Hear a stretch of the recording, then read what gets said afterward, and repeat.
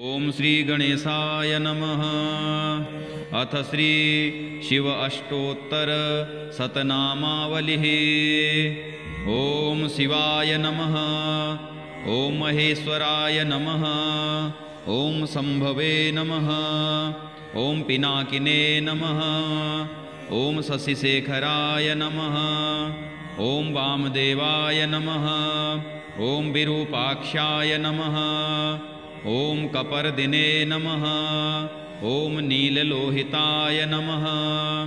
ओम शंकराय नमः। ओम शूलपाणिने नमः। ओम खट्वांगिने नमः। ओम विष्णुवल्लभाय नमः। ओम सिपिविष्टाय नमः। ओम अंबिकानाथाय नमः। ओम श्रीकंठाय नमः। ओम भक्तवत्सलाय नमः। ओम भवाय नमः। ओम सर्वाय नमः। ओम त्रिलोकेशाय नमः। ओम सितिकंठाय नमः। ओम शिवाप्रियाय नमः। ओम उग्राय नमः। ओम कपालिने नमः। ओम कामारये नमः। ओम अंधकासुरसूदनाय नमः। ओम गंगाधराय नमः। ओम ललाटाक्षाय नमः। ओम कालकालाय नमः। ओम कृपानिधये नमः। ओम भीमाय नमः। ओम परशुहस्ताय नमः। ओम मृगपाणये नमः। ओम जटाधराय नमः। ओम कैलासवासिने नमः। ओम कवचिने नमः। ओम कठोराय नमः। ओम त्रिपुरांतकाय नमः। ओम वृषांकाय नमः। ओम वृषभारूढ़ाय नमः। ओम भस्मोद्धूलितविग्रहाय नमः। ओम सामप्रियाय नमः। ओम स्वरमयाय नमः। ओम त्रयीमूर्तये नमः। ओम अनीश्वराय नमः। ओम सर्वज्ञाय नमः। ओम परमात्मने नमः। ओम सोमलोचनाय नमः। ओम सूर्यलोचनाय नमः। ओम अग्निलोचनाय नमः। ओम हविर्यज्ञमयाय नमः। ओम सोमाय नमः। ओम पंचवक्त्राय नमः। ओम सदाशिवाय नमः। ओम विश्वेश्वराय नमः। ओम वीरभद्राय नमः। ओम गणनाथाय नमः। ओम प्रजापतये नमः। ओम हिरण्यरेतसे नमः। ओम दुर्धर्षाय नमः। ओम गिरीशाय नमः।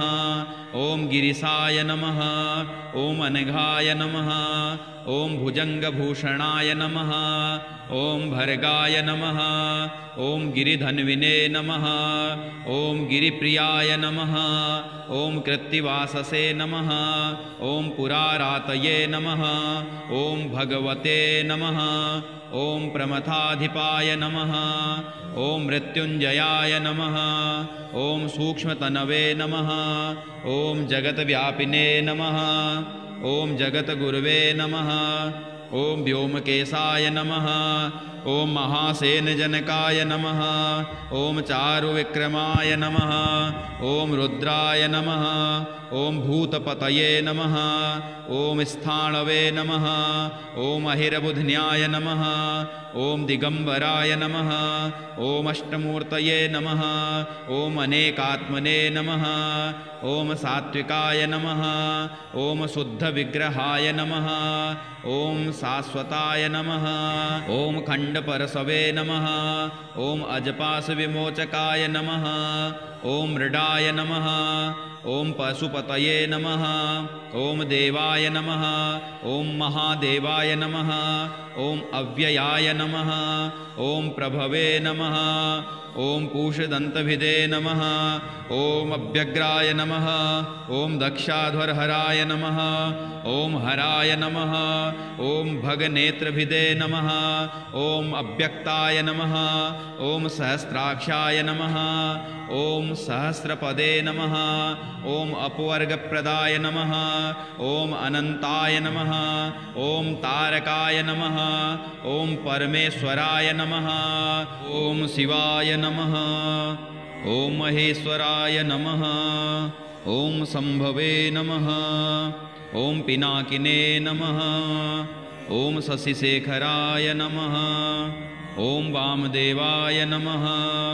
ॐ विरूपाक्षाय नमः। ॐ कपर्दिने नमः। ॐ नीललोहिताय नमः। ॐ शङ्कराय नमः। ॐ शूलपाणिने नमः। ॐ खट्वाङ्गिने नमः। ॐ विष्णुवल्लभाय नमः। ॐ सिपिविष्टाय नमः। ॐ अम्बिकानाथाय नमः। ॐ श्रीकण्ठाय नमः। ॐ भक्तवत्सलाय नमः। ॐ भवाय नमः। ॐ सर्वाय नमः। ॐ त्रिलोकेशाय नमः। ॐ सितिकण्ठाय नमः। ॐ शिवाप्रियाय नमः। ॐ उग्राय नमः। ॐ कपालिने नमः। ॐ कामारये नमः। ॐ अन्धकासुरसूदनाय नमः। ॐ गङ्गाधराय नमः। ॐ ललाटाक्षाय नमः। ॐ कालकालाय नमः। ॐ कृपानिधये नमः। ॐ भीमाय नमः। ॐ परशुहस्ताय नमः। ॐ मृगपाणये नमः। ॐ जटाधराय नमः। ॐ कैलासवासिने नमः। ॐ कवचिने नमः। ॐ कठोराय नमः। ॐ त्रिपुरान्तकाय नमः। ॐ वृषाङ्काय नमः। ॐ वृषभारूढाय नमः। ॐ भस्मोद्धूलितविग्रहाय नमः। ॐ सामप्रियाय नमः। ॐ स्वरमयाय नमः। ॐ त्रयीमूर्तये नमः। ॐ अनीश्वराय नमः। ॐ सर्वज्ञाय नमः। ॐ परमात्मने नमः। ॐ सोमलोचनाय नमः। ॐ सूर्यलोचनाय नमः। ॐ अग्निलोचनाय नमः। ॐ हविर्यज्ञमयाय नमः। ॐ सोमाय नमः। ॐ पञ्चवक्त्राय नमः। ॐ सदाशिवाय नमः। ॐ विश्वेश्वराय नमः। ॐ वीरभद्राय नमः। ॐ गणनाथाय नमः। ॐ प्रजापतये नमः। ॐ हिरण्यरेतसे नमः। ॐ दुर्धर्षाय नमः। ॐ गिरीशाय नमः। ॐ गिरिशाय नमः। ॐ अनघाय नमः। ॐ भुजङ्गभूषणाय नमः। ॐ भर्गाय नमः। ॐ गिरिधन्विने नमः। ॐ गिरिप्रियाय नमः। ॐ कृत्तिवाससे नमः। ॐ पुरारातये नमः। ॐ भगवते नमः। ॐ प्रमथाधिपाय नमः। ॐ मृत्युञ्जयाय नमः। ॐ सूक्ष्मतनवे नमः। ॐ जगद्व्यापिने नमः। ॐ जगद्गुरवे नमः। ॐ व्योमकेशाय नमः। ॐ महासेनजनकाय नमः। ॐ चारुविक्रमाय नमः। ॐ रुद्राय नमः। ॐ भूतपतये नमः। ॐ स्थाणवे नमः। ॐ अहिरबुध्न्याय नमः। ॐ दिगम्बराय नमः। ॐ अष्टमूर्तये नमः। ॐ अनेकात्मने नमः। ॐ सात्विकाय नमः। ॐ शुद्धविग्रहाय नमः। ॐ शाश्वताय नमः। ॐ खण्डपरशवे नमः। ॐ अजपाशविमोचकाय नमः। ॐ मृडाय नमः। ॐ पशुपतये नमः। ॐ देवाय नमः। ॐ महादेवाय नमः। ॐ अव्ययाय नमः। ॐ प्रभवे नमः। ॐ पूषदन्तभिदे नमः। ॐ अव्यग्राय नमः। ॐ दक्षाध्वरहराय नमः। ॐ हराय नमः। ॐ भगनेत्रभिदे नमः। ॐ अव्यक्ताय नमः। ॐ सहस्राक्षाय नमः। ॐ सहस्रपदे नमः। ॐ अपवर्गप्रदाय नमः। ॐ अनन्ताय नमः। ॐ तारकाय नमः। ॐ परमेश्वराय नमः। ॐ शिवाय नमः। ॐ महेश्वराय नमः।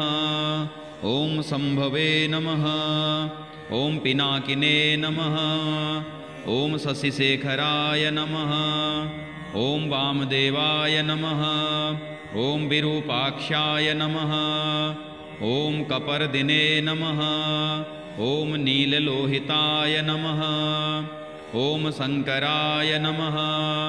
ॐ शूलपाणिने नमः। ॐ खट्वाङ्गिने नमः। ॐ विष्णुवल्लभाय नमः। ॐ सिपिविष्टाय नमः। ॐ अम्बिकानाथाय नमः। ॐ श्रीकण्ठाय नमः। ॐ भक्तवत्सलाय नमः। ॐ भवाय नमः। ॐ सर्वाय नमः। ॐ त्रिलोकेशाय नमः। ॐ सितिकण्ठाय नमः। ॐ शिवाप्रियाय नमः। ॐ उग्राय नमः। ॐ कपालिने नमः। ॐ कामारये नमः। ॐ अन्धकासुरसूदनाय नमः। ॐ गंगाधराय नमः। ॐ ललाटाक्षाय नमः। ॐ कालकालाय नमः। ॐ कृपानिधये नमः। ॐ भीमाय नमः। ॐ परशुहस्ताय नमः। ॐ मृगपाणये नमः। ॐ जटाधराय नमः। ॐ कैलासवासिने नमः। ॐ कवचिने नमः। ॐ कठोराय नमः। ॐ त्रिपुरान्तकाय नमः। ॐ वृषाङ्काय नमः। ॐ वृषभारूढाय नमः। ॐ भस्मोद्धूलितविग्रहाय नमः। ॐ सामप्रियाय नमः। ॐ स्वरमयाय नमः। ॐ त्रयीमूर्तये नमः। ॐ अनीश्वराय नमः। ॐ सर्वज्ञाय नमः। ॐ परमात्मने नमः। ॐ सोमलोचनाय नमः। ॐ सूर्यलोचनाय नमः। ॐ अग्निलोचनाय नमः। ॐ हविर्यज्ञमयाय नमः। ॐ सोमाय नमः। ॐ पंचवक्त्राय नमः। ॐ सदाशिवाय नमः। ॐ विश्वेश्वराय नमः। ॐ वीरभद्राय नमः। ॐ गणनाथाय नमः। ॐ प्रजापतये नमः। ॐ हिरण्यरेतसे नमः। ॐ दुर्धर्षाय नमः। ॐ गिरीशाय नमः। ॐ गिरिशाय नमः। ॐ अनघाय नमः। ॐ भुजङ्गभूषणाय नमः। ॐ भर्गाय नमः। ॐ गिरिधन्विने नमः। ॐ गिरिप्रियाय नमः। ॐ कृत्तिवाससे नमः। ॐ पुरारातये नमः। ॐ भगवते नमः। ॐ प्रमथाधिपाय नमः। ॐ मृत्युञ्जयाय नमः। ॐ सूक्ष्मतनवे नमः। ॐ जगद्व्यापिने नमः। ॐ जगद्गुरवे नमः। ॐ व्योमकेशाय नमः। ॐ महासेनजनकाय नमः। ॐ चारुविक्रमाय नमः। ॐ रुद्राय नमः। ॐ भूतपतये नमः। ॐ स्थाणवे नमः। ॐ अहिरबुध्न्याय नमः। ॐ दिगंबराय नमः। ॐ अष्टमूर्तये नमः। ॐ अनेकात्मने नमः। ॐ सात्विकाय नमः। ॐ शुद्धविग्रहाय नमः। ॐ शाश्वताय नमः। ॐ खण्डपरशवे नमः। ॐ अजपाशविमोचकाय नमः। ॐ मृडाय नमः। ॐ पशुपतये नमः। ॐ देवाय नमः। ॐ महादेवाय नमः। ॐ अव्ययाय नमः। ॐ प्रभवे नमः। ॐ पूषदन्तभिदे नमः। ॐ अभ्यग्राय नमः। ॐ दक्षाध्वरहराय नमः। ॐ हराय नमः। ॐ भगनेत्रभिदे नमः। ॐ अव्यक्ताय नमः। ॐ सहस्राक्षाय नमः। ॐ सहस्रपदे नमः। ॐ अपवर्गप्रदाय नमः। ॐ अनन्ताय नमः। ॐ तारकाय नमः। ॐ परमेश्वराय नमः। ॐ शिवाय नमः। ॐ महेश्वराय नमः। ॐ शम्भवे नमः। ॐ पिनाकिने नमः। ॐ शशिशेखराय नमः। ॐ वामदेवाय नमः। ॐ विरूपाक्षाय नमः। ॐ कपर्दिने नमः। ॐ नीललोहिताय नमः। ॐ शङ्कराय नमः। ॐ शूलपाणिने नमः। ॐ खट्वाङ्गिने नमः। ॐ विष्णुवल्लभाय नमः। ॐ सिपिविष्टाय नमः। ॐ अम्बिकानाथाय नमः। ॐ श्रीकण्ठाय नमः। ॐ भक्तवत्सलाय नमः। ॐ भवाय नमः। ॐ सर्वाय नमः। ॐ त्रिलोकेशाय नमः। ॐ सितिकण्ठाय नमः। ॐ शिवाप्रियाय नमः। ॐ उग्राय नमः। ॐ कपालिने नमः। ॐ कामारये नमः। ॐ अन्धकासुरसूदनाय नमः। ॐ गंगाधराय नमः। ॐ ललाटाक्षाय नमः। ॐ कालकालाय नमः। ॐ कृपानिधये नमः। ॐ भीमाय नमः। ॐ परशुहस्ताय नमः। ॐ मृगपाणये नमः। ॐ जटाधराय नमः। ॐ कैलासवासिने नमः। ॐ कवचिने नमः। ॐ कठोराय नमः। ॐ त्रिपुरान्तकाय नमः। ॐ वृषाङ्काय नमः। ॐ वृषभारूढाय नमः। ॐ भस्मोद्धूलितविग्रहाय नमः। ॐ सामप्रियाय नमः। ॐ स्वरमयाय नमः। ॐ त्रयीमूर्तये नमः। ॐ अनीश्वराय नमः। ॐ सर्वज्ञाय नमः। ॐ परमात्मने नमः। ॐ सोमलोचनाय नमः। ॐ सूर्यलोचनाय नमः। ॐ अग्निलोचनाय नमः। ॐ हविर्यज्ञमयाय नमः। ॐ सोमाय नमः। ॐ पंचवक्त्राय नमः। ॐ सदाशिवाय नमः। ॐ विश्वेश्वराय नमः। ॐ वीरभद्राय नमः। ॐ गणनाथाय नमः। ॐ प्रजापतये नमः। ॐ हिरण्यरेतसे नमः। ॐ दुर्धर्षाय नमः। ॐ गिरीशाय नमः। ॐ गिरिशाय नमः। ॐ अनघाय नमः।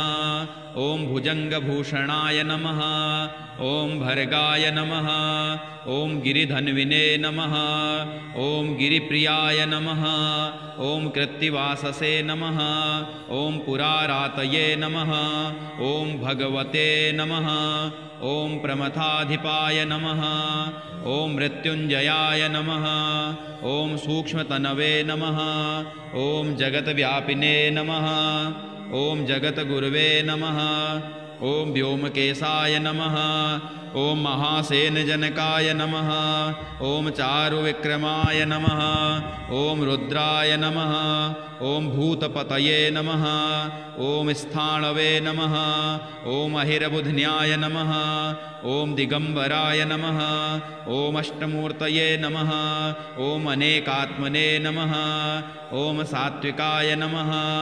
ॐ शुद्धविग्रहाय नमः। ॐ शाश्वताय नमः। ॐ खण्डपरशवे नमः। ॐ अजपाशविमोचकाय नमः। ॐ मृडाय नमः। ॐ पशुपतये नमः। ॐ देवाय नमः। ॐ महादेवाय नमः। ॐ अव्ययाय नमः। ॐ प्रभवे नमः। ॐ पूषदन्तभिदे नमः। ॐ अभ्यग्राय नमः। ॐ दक्षाध्वरहराय नमः। ॐ हराय नमः। ॐ भगनेत्रभिदे नमः। ॐ अव्यक्ताय नमः। ॐ सहस्राक्षाय नमः। ॐ सहस्रपदे नमः। ॐ अपवर्गप्रदाय नमः। ॐ अनन्ताय नमः। ॐ तारकाय नमः। ॐ परमेश्वराय नमः। ॐ श्री साम्ब सदाशिवाय नमः इति शाक्त प्रमोदे श्री शिव अष्टोत्तर शतनामावलिः।